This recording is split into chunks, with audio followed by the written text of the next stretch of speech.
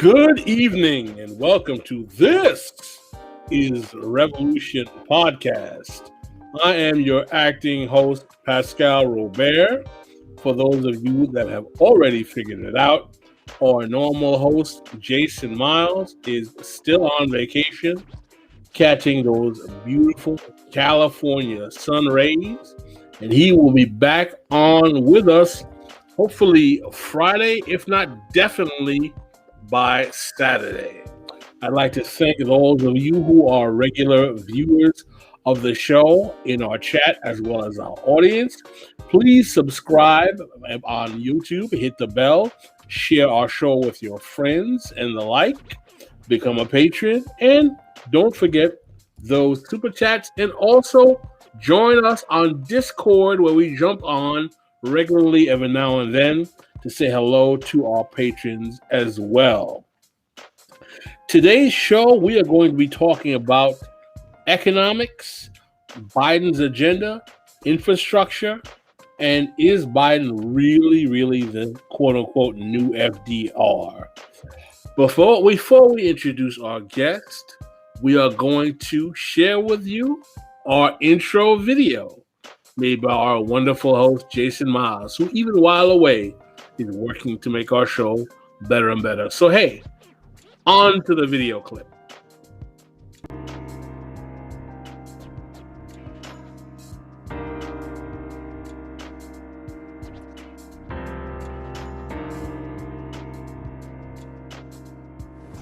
The first is freedom of speech and expression everywhere in the world.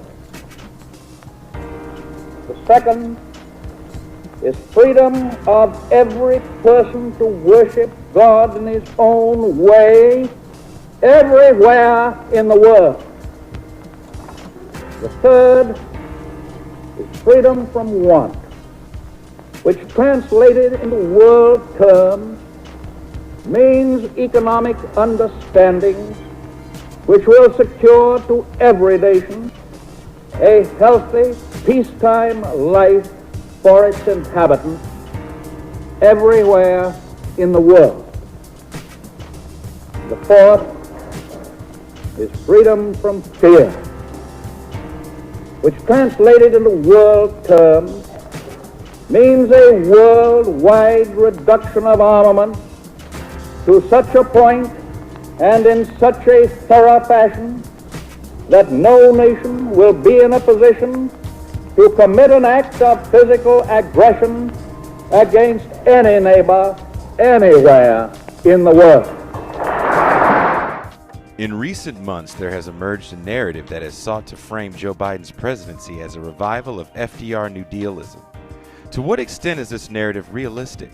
Is Joe Biden really a deviation from the neoliberal economic order that has defined the 50-year counterrevolution? Or is such talk merely a DC beltway branding exercise? We'll ask these questions and more.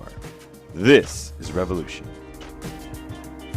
When I was 17 years old, like many of you, I participated in sit-ins to desegregate the restaurants and movie houses of Wilmington, Delaware. I came out of the civil rights movement. I was one of those guys that sat in and marched and all that stuff. During the 60s, I was, in fact, very concerned about the civil rights movement. I was not an activist. I worked at an all-black swimming pool in the east side of Wilmington, Delaware. I was involved in what they were thinking, what they were feeling. I was involved, but I was not out marching. I was not down in Selma. I was not anywhere else. I was a suburbanite kid who got a dose of exposure to what was happening to black Americans when I'm in my own city.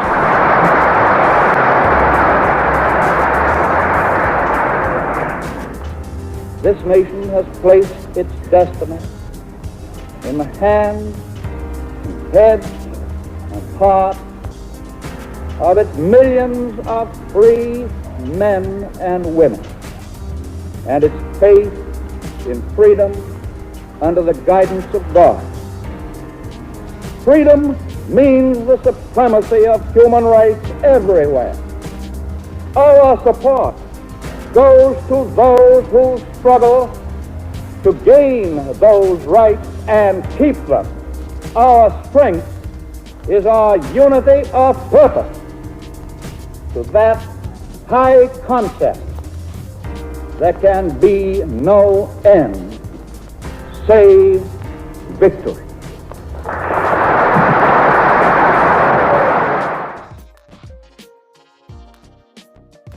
Well, all right. Another thought-provoking intro video put together by our man on vacation, Jason Miles. So our guest for today, who is going to be our co-host, but who we have right now, longtime friend of the show, our recurring guest, Asatar Bair, professor of economics. And we are going to bring him on now to discuss this hefty subject, and hopefully he can help us with our analysis. Let's hear it for Dr. Asatar Bair. Hey, Pascal. Thanks for having me on the show. Always enjoy it. No problem, Dr. Bair. I do not have the applause soundboard that Jason uses, so do not feel that you have been gypped in any way for not having those applause. Everyone has to use their imagination, fill that sound in themselves, you know? Absolutely, absolutely. We are waiting for our second guest, hopefully Dr. Rasmus, who is also an economist. Hopefully he will have the ability to sign on sometime in the near future, in the immediate future, I should say. But nonetheless, we should get back straight to the topic at hand. Dr. Asatar Bair, if you can, my first question for you is that before we even get to the FDR rigmarole, is Biden's economic agenda or policy even truly a deviation from the neoliberal economic order that we have seen in what we call here at This is Revolution podcast, the 50-year counterrevolution?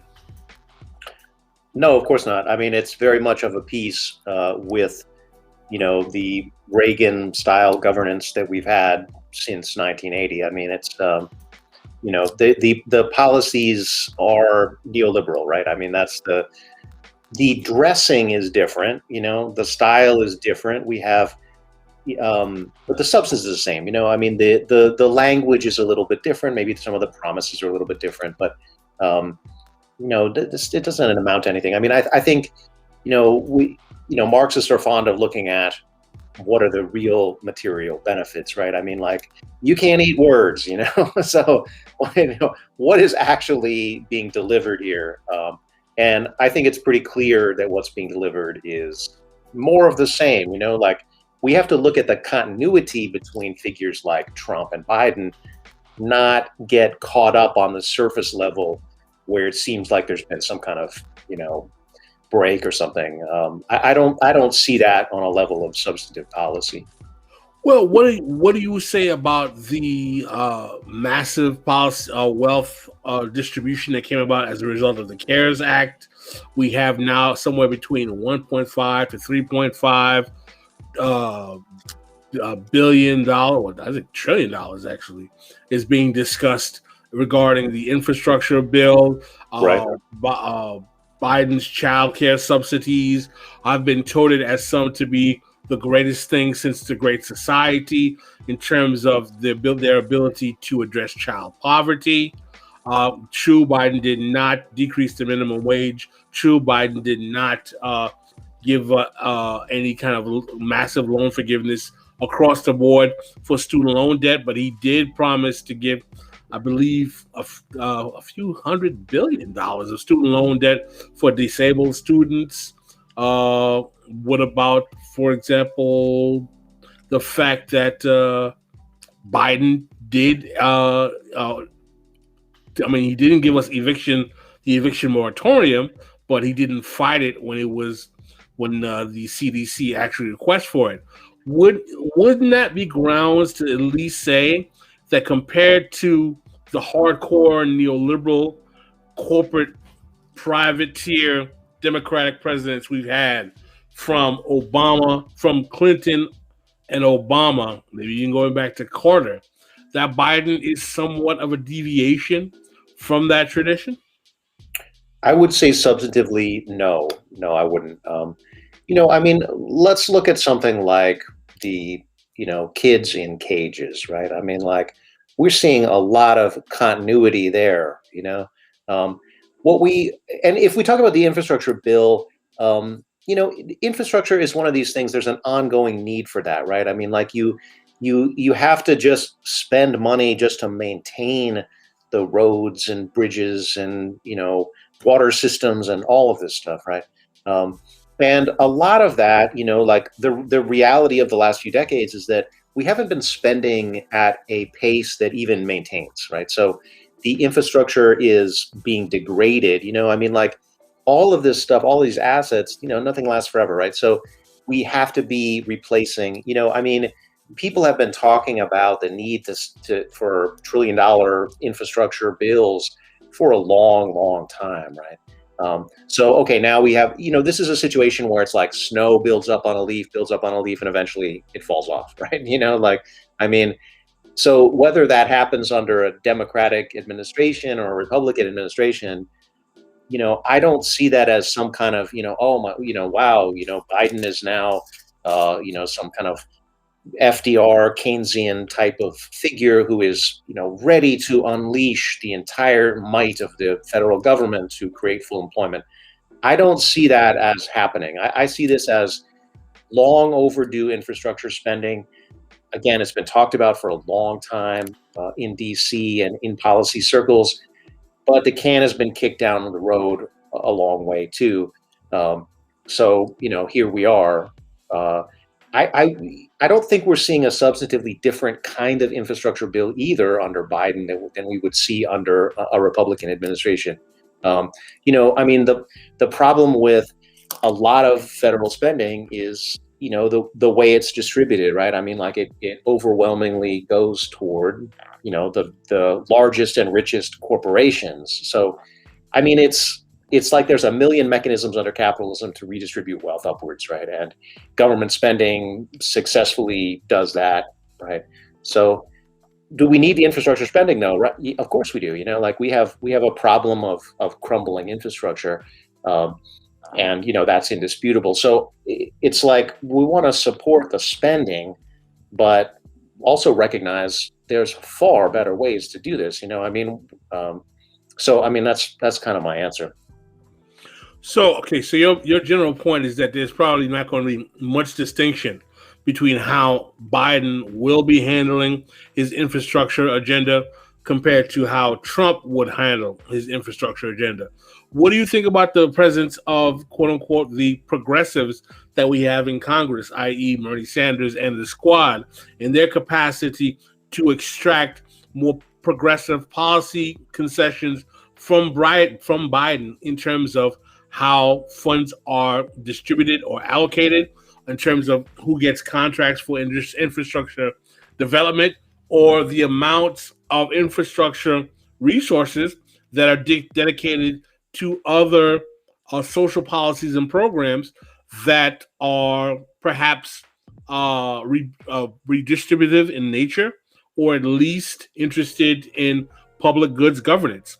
Do you think that having Sanders, the squad, or any of that variety of congressional personnel overseeing this process would perhaps lead to more goods and services coming out of that bill than we would get from a Trump? Pascal, you must have read Kwame Ture on liberals. I mean, I think this is where I go with it. I mean, I think we have to look at how much power do these people have. I mean, and the answer is almost none. I mean, they get a lot of attention. I mean, I think this is the contradiction with somebody like AOC. It's such a surprise, and she becomes such a huge celebrity, right?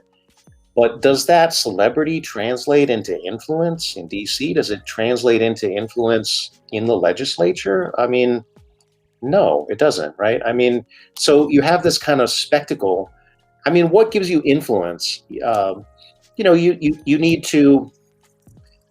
to be on influential committees, right? I mean, you need to be able to work together to craft legislation. what I see is this like progressive squad and whatever. It's pretty isolated. I don't see them moving the needle on legislation. That's my observation. Maybe I'm wrong. Please alert me if I'm wrong in the in the chat here. I'm sure you guys will anyway. So I think that this is a kind of symbolic move, or to have a kind of visible sign of dissent or a progressivism. It doesn't seem to really translate into any kind of policy change. I mean, I wish there was a long list of policy successes that we can point to. Even Bernie himself, his successes have been, let's put the occasional rider on something. And I don't want to minimize that. That's good work, right? But it's throwing a handful of sand at a tidal wave in the grand scheme of things, right? It's not going to meaningfully slow down that wave. So I see the actions there as pretty symbolic. Okay, so you really don't see that bearing any fruition, and you don't find any perhaps reason to be sanguine in terms of Biden's CARES Act policy at all, particularly the child allotment subsidies for parents, and the allegation that it's an anti-child poverty measure that we haven't seen since the Great Society, which is being touted. Of course, you are hearing all of these constant. By the way, I'm not making these. I don't want to say. I don't like using the term devil's advocate, because the devil doesn't need anyone to advocate for him. But I'm just trying to provide a counter to the narrative, to at least try to seem like we're being fair and balanced here.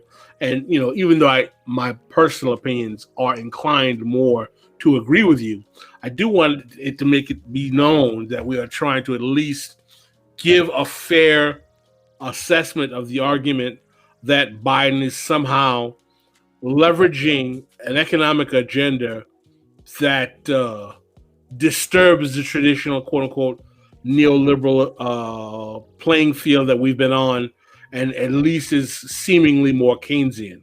So you don't find any reason to be sanguine in that the CARES Act as well, regarding the anti-child poverty measures that have been argued by some to be the greatest thing we've seen since the Great Society. I think it's sad how destroyed we kind of have been on a movement level, that we accept those crumbs as a major effort of any kind.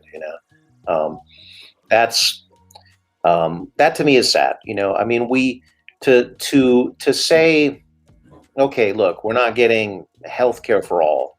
We're not even getting Medicare for all. The best that we could maybe hope for is lowering the age of Medicare enrollment. Talk about things that don't solve the problem, right? Okay, so it's great if we do a little bit to mitigate child poverty, but we could eliminate poverty. I mean, that's in the grand scheme of things, why do we have poverty at all, right? Why do we have homelessness at all? Why is medical bankruptcy the single biggest cause of bankruptcy in this country? I mean, we need to ask the big questions and not think, we have to be practical and we have to tinker around the edges we have to, it's like this machine, capitalism, this machine that grinds up people, and people are saying, gosh, if we oil this machine and take care of it really well, it'll be a little more efficient. And it's like, what? We don't want a more efficient people grinder. We need to retune the entire economy so that it actually serves human need, not a little bit less savagely redistributes wealth toward the rich, right? I mean, because that's what we're talking about. When we say, okay, we're going to reduce child poverty. Well, why do we have poverty, right? We have poverty because we have all of these mechanisms in the economy which redistribute wealth upward. It's not a mystery, it drives me up a wall because people are always saying, oh, capitalism lifts people out of poverty. Sorry, but that's bullshit, right? Capitalism produces poverty. You can't create vast fortunes without creating deprivation. I mean, that's the math, Um, so that's the kind of, to me, that's the root issue. I like politics, and I like knowing the details of it and whatever, but we have to kind of keep the bigger picture in view, I think. So here's a question I want to ask you, and this is a serious question. Do we think that we're in a position right now where because of the fear, maybe some would say paranoia, of an impending reactionary right, with the existence of the Trump reactionaries that we have in Congress, Trump, waiting in the wings to perhaps run in 2024. What do you think about the argument that some would make that the job of anyone to the left of the Republicans, the reactionary Republicans, is to engage in a popular front or united front type politics with the liberal Democrats and basically join with them in their attempt to assure that the reactionaries do not take power, and to basically try to get the best that we can to maintain a democratic society for fear of impending fascism? Yeah, I mean, that's the kind of, the vote blue no matter who type of argument. I think we're just reaching the limits of that kind of discourse. I think that, to say that we can prevent fascism through, moderate means or through centrism, well, first of all, this has never worked historically, right? Fascism emerges out of the contradictions of capitalism, right? It emerges because, we have all of these different crises that occur, from, falling profit rates, to unsuccessful attempts to mitigate that through imperialism, right? So in Germany, for example, right, Germany was more cut off from the ability to conquer, for example, Africa, right, than were other major European powers. They were able to do some, right? But in terms of capturing these vast surpluses that other European powers did, the Germans found themselves disadvantaged in that competitive struggle to colonize, right? And so, how do they manage their contradictions, right? Like, Marx and Lenin and, the whole Marxist tradition, right, talks about imperialism as a way to deal with the contradictions of capitalism. So, we have that now, right?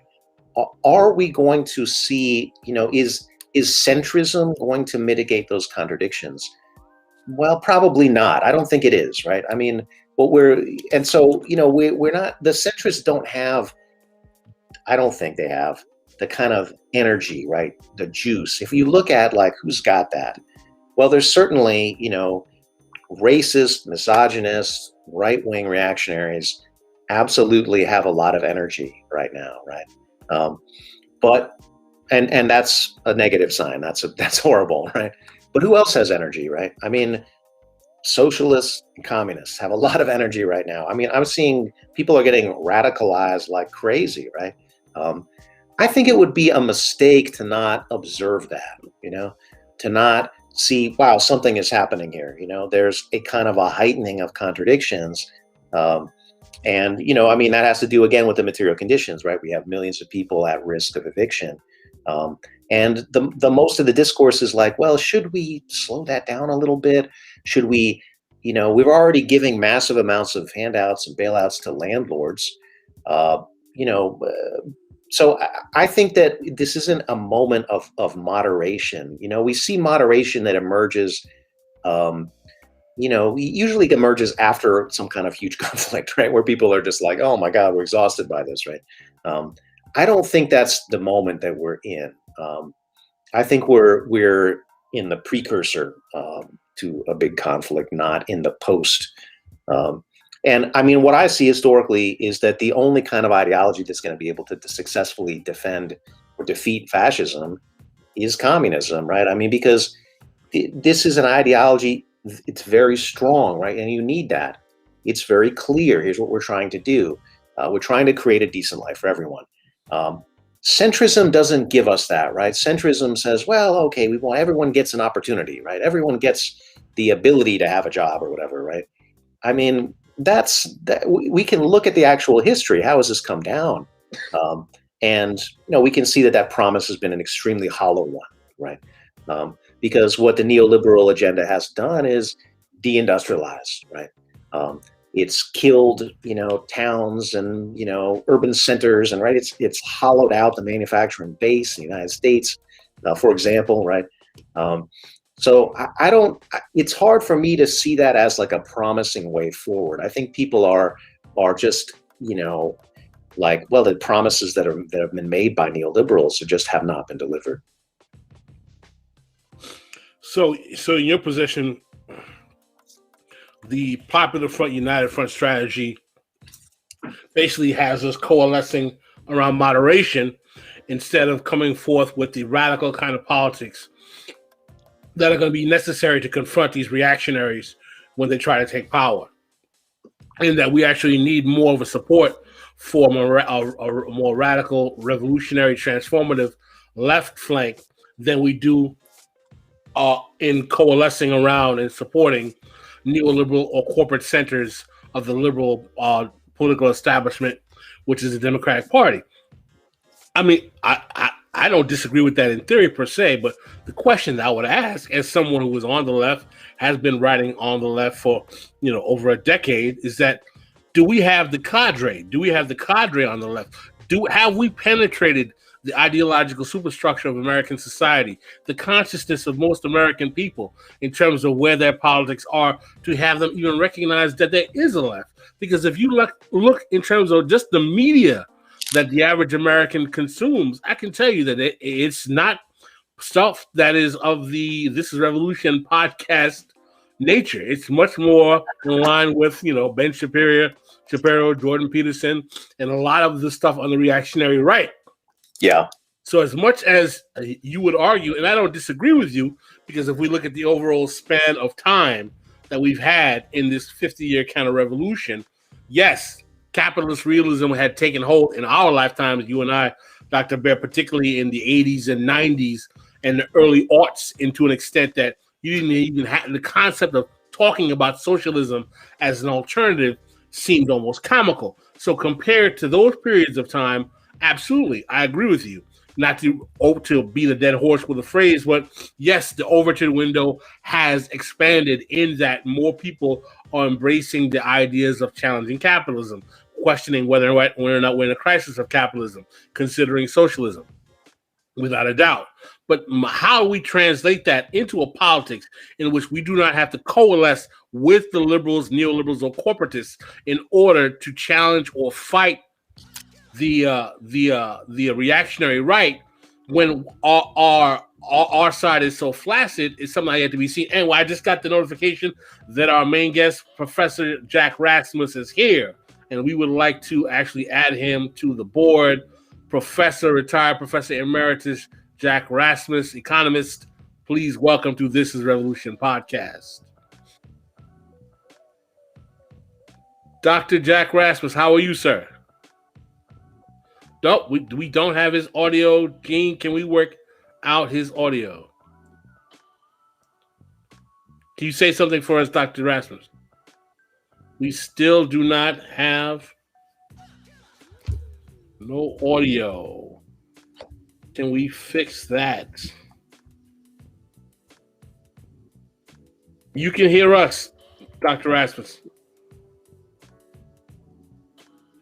Oh.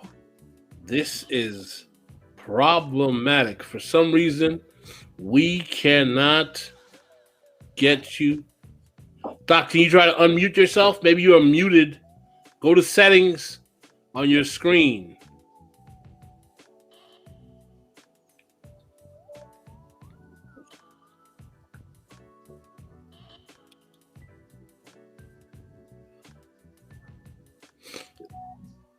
Oh, well, if you look at the chat, we will have our producer Gene will help you out.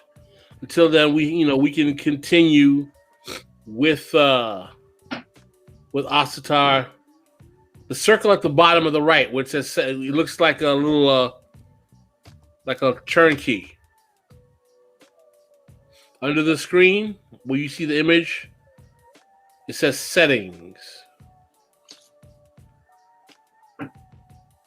does not see it. We are having technical difficulties. Continue. Well, we will fix it. We'll continue with Professor Asatar Bair. We'll have our production assistant Gene work on that.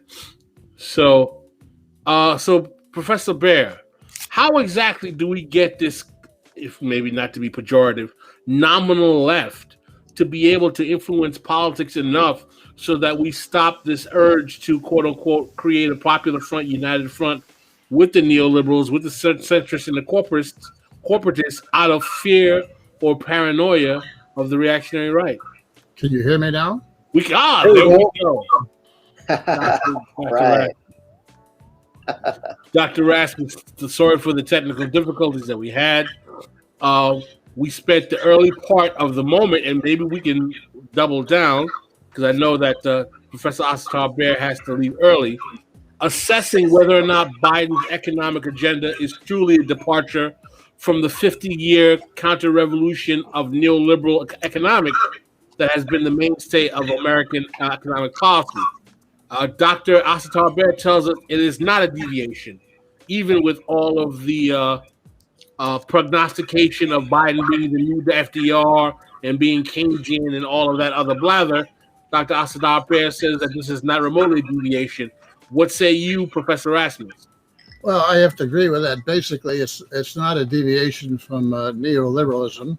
Neoliberalism is a combination of four policies. Really, it's fiscal policy of a certain kind. It's monetary policy of a certain kind. It's industrial policy, in other words, wages, benefits, unions, and privatization and so forth. And it's a trade, external policy, interest rates and the value of the dollar and trade deficits and so forth. Those are the four policy elements, and there really is no fundamental change here.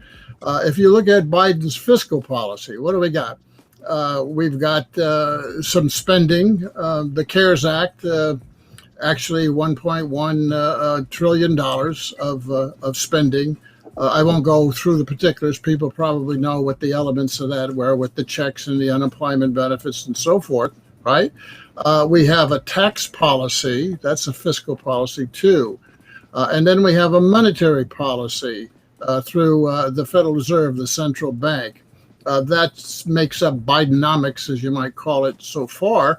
And all three of those are still very much part of neoliberalism. If you look at the tax part, the CARES Act was $650 billion in tax cuts again, coming on Trump's $4.5 trillion. So that's no change because most of it went to large businesses and investors, and that's part of tax policy under neoliberalism.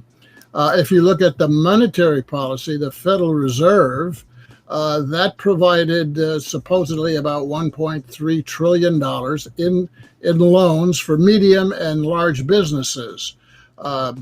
But the medium and large businesses didn't take up those loans. So the Fed only provided $175 billion in new loans to medium and large businesses. They didn't take up the loans because they were fat with cash. They had raised trillions of dollars through low interest rates, which is neoliberal, caused by a lot of money injections into the economy. What corporations did when COVID hit was they issued trillions of dollars in new corporate bonds and raised money that way.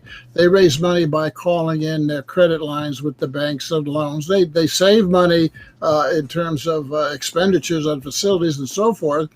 So they're really historically fat with cash. The idea of subsidizing corporations and bankers through monetary policy, free money, QE as they call it, is very much a liberal. A neoliberal policy, and of course that's been continued, in spades here with Biden's policy. So that leaves us with spending on social programs. Is that really a departure from neoliberalism? Well, we see when there's always a crisis, an extreme crisis, what neoliberal policy means is they will throw some money at households. in order to placate and prevent the crisis from, ending up in severe political reaction.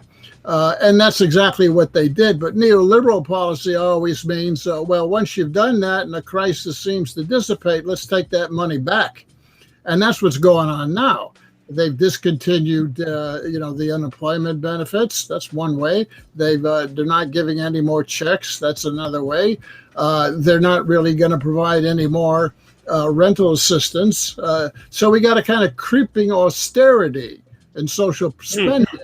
And that's neoliberal. That's very much neoliberal, creeping austerity. During Obama, he comes up with $787 billion in 2009. That was his rescue program. $288 billion of that was tax cuts for businesses and investors. So you could take that away. We had about the rest, $400 billion in this actual fiscal spending, somehow, short-term, long-term, going to households. So about $500 billion actual stimulus going to households, fiscal spending. But then a couple years after that, in August 2011, Obama agrees to take back $1.5 trillion in social program cuts. So they give $500 billion, they take $1.5 trillion back. They didn't take back anything for defense spending, which of course is also neoliberal. So when you look at the specifics, fiscal, tax, spending, monetary policy, there's nothing really apart from neoliberal here. There's nothing fundamentally different. So it's very much still within the tradition of neoliberal fiscal and monetary policy. One of the things that you just highlighted, Professor Rasmus, which I appreciated that when I was reading your blog, is that Biden gave corporate tax cuts to companies. This is something I've never heard anyone address, highlight, or even discuss. Why is the urge so great for people to make Biden seem like some kind of progressive policy champion when he's giving corporate tax cuts in a pandemic while people are being denied $15 minimum wage, extension payments on their $600 a month, and everything else? Yeah, well, as I said, the CARES Act was $650 billion in tax cuts. You hardly hear anything about that, you see. They keep that pretty quiet. And that comes on the tail of Trump's $4.5 trillion tax cuts in December 2017. They say that was $1.5 trillion, but it was really $4.5 trillion because of the way they made assumptions about economic growth and the way they hid the tax cut for U.S. multinational corporations offshore. So instead of rolling that back to pay for these programs, he just went along with it. Congress, by the way, went along with it. Why? Because of the influence of corporations, lobbyists in Congress. And whenever a tax major legislation like the CARES Act last year was up for grabs, they want a piece of the action. They wanted more tax cuts, and they got it. We've been cutting taxes in this country for 20 years now. And my estimations are we've cut $15 trillion in business and investor tax cuts since 2001. We had about $5 trillion under George Bush. We had more under Barack Obama than even under George Bush, because Barack Obama had his own tax cuts and he continued Bush tax cuts for 10 years. And then we have Trump coming in on top of that with $4.5 trillion in tax cuts. So it's $15 trillion in tax cuts here.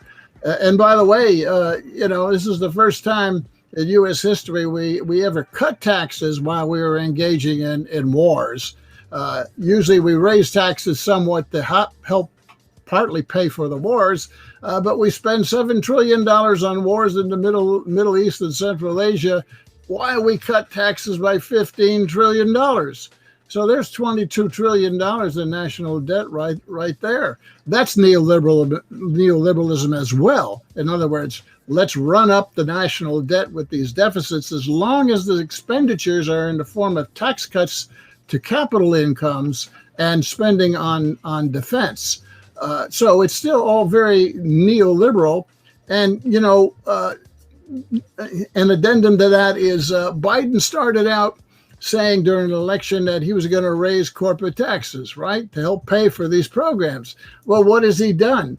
He didn't do any of that. There's no increase in corporate taxes to pay for the infrastructure bill. That's all smoke and mirrors. He said he was going to raise the corporate tax from 21 under Trump to 28%. He backed off of that.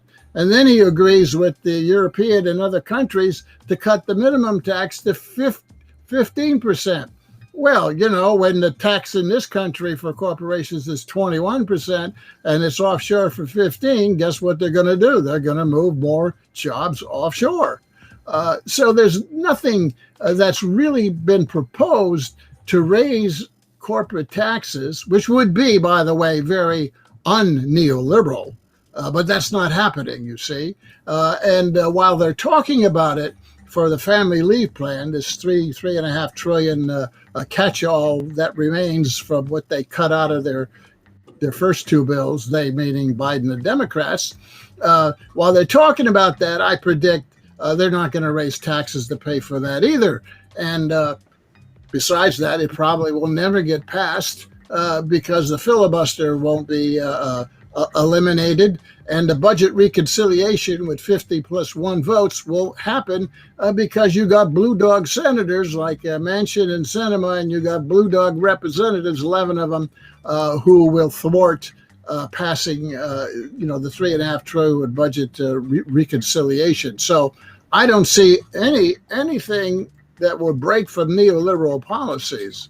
Now, whether neoliberal policies can continue to function and keep the elites in power here remains to be seen. But I agree. Back to the original point, and that is there's no break from neoliberal policies here in the Biden bills and programs, and it's Keynesian. But it's not Keynes, you see. There's a difference. What purports to be Keynesian economics is not what Keynes had to say. We can talk about that. That's a separate topic. Well, I want to. Rasmus, I have to actually step out, but I wanted to ask a final question, which I'll have to review later, which is, we see these kind of high inflation numbers. We see trailing inflation at like 5.4% for the previous year. How do you explain that coming out of basically a very anomalous kind of recession? That's pretty unusual, right? How would you explain that level of inflation? Is that something that we need to be concerned about? And thank you so much for inviting me to the show. It's an honor to be on it. I'd love to have more time, but I have another thing I have to get to. So I'll take my answer off the air. Okay. Dr. Asatar Bair. I'd be glad to address that question. First of all, you got to be clear what's the base period for the inflation. In other words, in the first half of 2020, when COVID hit, companies cut their prices. We had deflation going on. And the numbers you're seeing now thrown about are year to year. In other words, from June of 2020 to June of 2021. So you start on a base of prices that had fallen, and then you say, okay, how much has inflation risen from that deflated base? And you get a number, right? Which is the 3.4%, I think it is, if you use the index called the Personal Consumption Expenditure, PCE, that the Fed uses. That's the main indicator of inflation. The Consumer Price Index is not an indicator of inflation. The CPI is an indicator of the cost of living in big cities. There's the difference. And the CPI excludes a whole number of things that should be included in it. And that way it keeps the number down. And so does the PCE. It keeps the number down. I would say that inflation is higher than they're reporting right now. And then the question comes, is it due to all this spending from these social programs? No, it's not a demand-driven, it's a supply-driven problem. We have these supply chain bottlenecks that are still very much with us around the world. And the goods cannot get into the United States here from China and so forth, or China is cutting back the delivery because they're falling into a recession. So we have a problem of supply side here for a lot of goods and services. On top of that, during last year, 2020, businesses pared down their inventories. So when things started to open up this spring, they did not have the inventories, the supply themselves domestically. So that drives up the prices. And then the third factor, I think, is there's just a lot of price gouging going on by businesses. Last year, they couldn't raise prices because people weren't buying a lot of things, particularly services. So now they're trying to recoup by jacking up prices even faster than before. And you know, whether it's rents, people who rent know this is going on. People who pay utilities know this is going on. Your auto insurance, your home insurance, jacking up the prices. They're all double-digit price increases going on here across the board, even some foodstuffs. So there's a lot of price gouging to recover their losses. You add that to domestic supply, you add that to global supply chain problems, and yes, you got inflation going on, but it's a supply side phenomenon, not a demand side. Of course, Republicans like to make it a demand side thing. That's the way they can attack the social program spending that has been going on so far. But it's not a demand side. There's not that much spending that has actually already gotten into the economy. You know, when Biden passed his first bill here, the COVID Relief American Rescue Plan, you know, well, that was supposed to be $1.8 trillion, right? Well, the Congressional Budget Office estimated, oh, no, only $1 trillion would be spent this year, not $1.8 trillion, only $1. And then that got further cut because they cut unemployment benefits, right? They didn't pay out the rent assistance. The checks didn't all get distributed. Money didn't all get to small businesses in the loans and grants. So the actual amount of money that's going to be spent from the rescue plan in February is somewhere around $800 billion. And then you got to divide that over the fact that we've only had 3 months of that, right? So it's only 1/4 of that at most. And when you say, okay, maybe we hit 100 billion, 150 billion into the economy, in an economy that's over $2 trillion, that's nothing in terms of demand stimulus, you see. So when you get into the details, yes, bottom line, we have inflation. Secondly, it's underestimated significantly, right? Third, it's a supply side, largely in a price gouging event, not really an event due to excess demand because of the social programs. So basically what you're saying is that the COVID situation is making the distribution of the actual merchandise and goods and services difficult to be spread, and as a result, prices are going up, and the prices going up is what's causing that inflation. Would that be a fair assessment? Well, something along those lines. That sort of kind of crosses the three different examples I gave of why it's the supply side and a price gouging thing. It's a redistribution of income because the people who can't afford the rising prices for food and rent and utilities and insurances are mostly the working class, you know, those making median 40, 50,000 a year or less, you see, not those who are triple, digit 100, 200,000 incomes, the top 10% of households in the labor force. That's the group that's been able to accumulate savings, you see. They put a lot of that savings. You hear a lot about, the savings rate went way up, therefore we gave a lot of money. But it's all skewed to the top, to higher income levels. It's not at the median level, which is the core of the working class level. It's at the very high level. So it doesn't make any difference that you have an increase in your savings rate or personal income increases going on. PI, personal income going up. What matters is disposable income for people at the median, and that has not increased very much, and now inflation is cutting into that deeply. We have about 7 minutes left, Dr. Rasmus. We have a good question here. If you can answer this in 7 minutes, I'd be more impressed than I already am. What does Dr. Rasmus think about modern monetary theory? Does it have a role to play in our economy? Or is this basically, I like to say, it could be kind of a shenanigans that the left is selling to itself?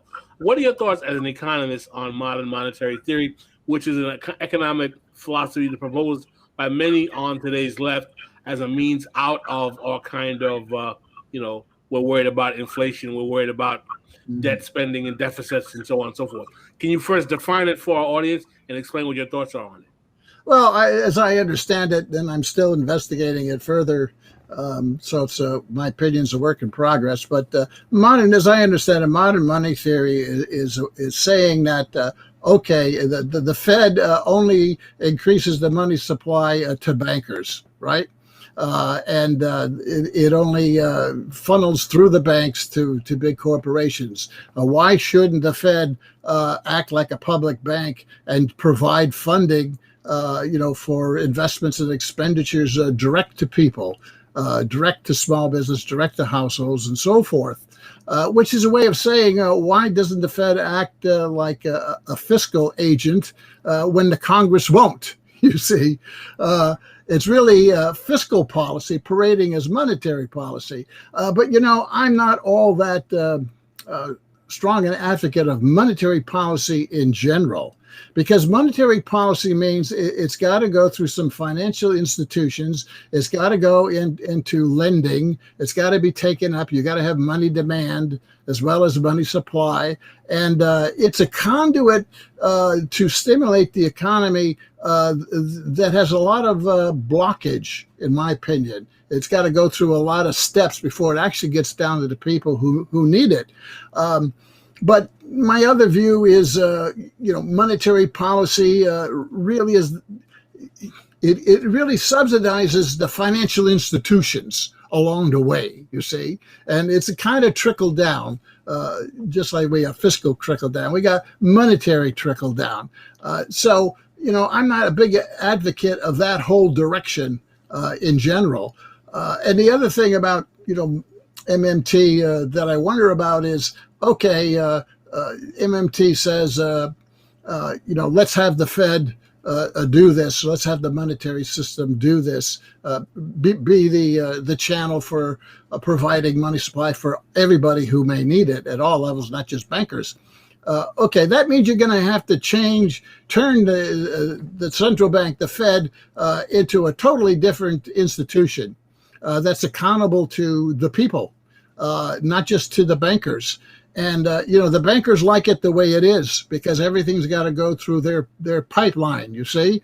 And to get MMT, you'd have to make the Federal Reserve a public bank with a structure of lower level public banks throughout the country to take the money out into the rest of the economy. You're going to need a political revolution for that. The bankers will not allow that.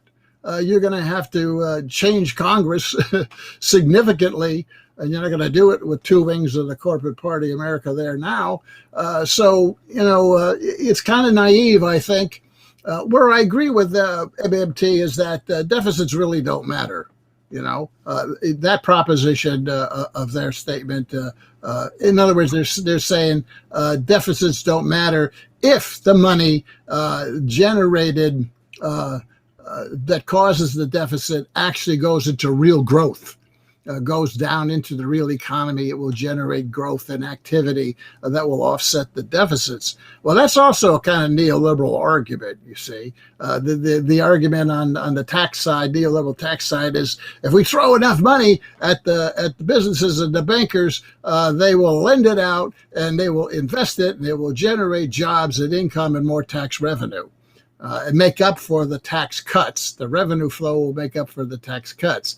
Well, that hasn't worked in reality. And I'm not so sure that the MMT argument that if you use the central bank as a kind of a vehicle to provide money and lending for all of the economy, that necessarily will actually end up in real money demand, not just money supply. You see, that's what the Fed has no control. Central bank has no control over money demand. That has to do with the economy. You can provide all the money supply you want, but if conditions are such no one wants to borrow it, well, then it's not going to get out there into the economy. So, those three elements of MMT I find very questionable. The political side of it, MMT, can it function as a central bank, as a public bank? Deficits, the deficit argument, and the whole idea of pumping money into the economy through a financial, a banking vehicle, whether that's a nationalized banking system or whether it's a capital banking system that we have now. I'm not a big advocate of monetary policy, you see, for those reasons, whether it's a brazen capitalist monetary policy or whether it's a progressive, a more democratic monetary policy. Well, Professor Rasmus, bit of echo here. I was wondering, can we get you to stay for our patrons only section? We'll send you a link to come on for at least a half hour of your time, if possible. Hopefully, we can do that and continue this conversation into the patrons only section. Are you interested in doing such? Sure, I'll be glad to do that. You're going to send me a different link on that. Yes, we're going to send you a different link. And what is this? A Q&A kind of with your It's audience? A Q&A with our patrons and closer knit people who are more closely aligned with the show. Okay. And we'll have a few more questions in. But I'd like to thank you for coming on. Once again, we'd like to thank Asatar Bair. And we will see our patrons in the patrons only section. Please share the link to the show, become a patron, subscribe, and hit the likes. And for those of us who are watching, we are out.